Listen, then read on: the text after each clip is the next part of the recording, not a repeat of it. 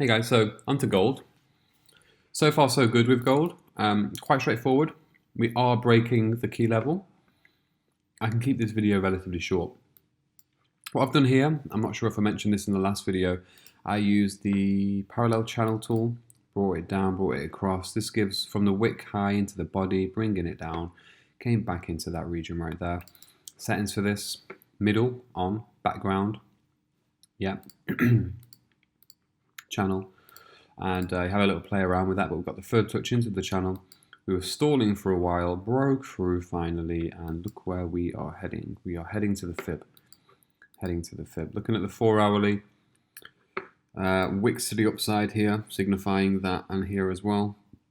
Wicks to the upside, wicks to the upside, wicks to the upside, signifying that the intraday bulls were not strong enough for this baby. And as we can see here, just miniature areas of price action we can lock off with a trend line. Down we go, down we go. So there we go. Fibonacci is playing as we wanted it, as we envisioned. Once that is done, we step back, we take the Fibonacci off because we could be in for a bounce. So let's see how far we can go with this one. And I'll check back in soon. I'm going to cut this video at 1 minute 30 seconds. So good work, good job. Hey, so on to gold, 19th of April, Friday. Bit of a slow week, to be fair, but it has broken the major level, which we placed on together. You can clearly see the breakthrough here.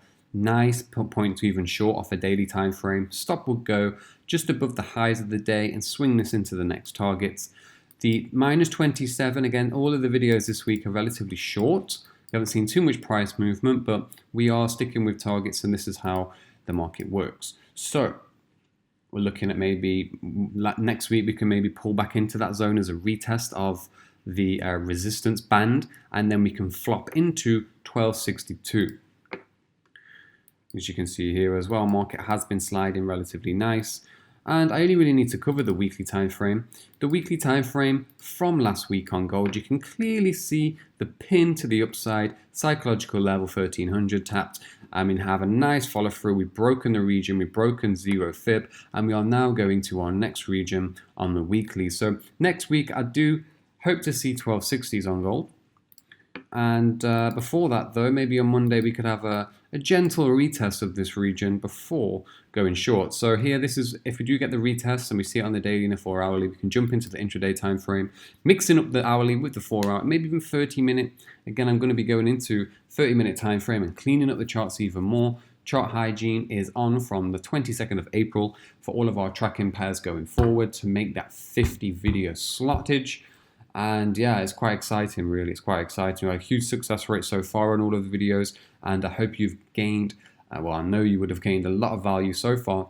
And yeah, we're just getting started, guys. So maybe a retest into 1280s, then back into the region of 1260s. And if the weekly continues to decline and show weakness, we can go a lot lower as well. But we will cross that bridge when we come to it.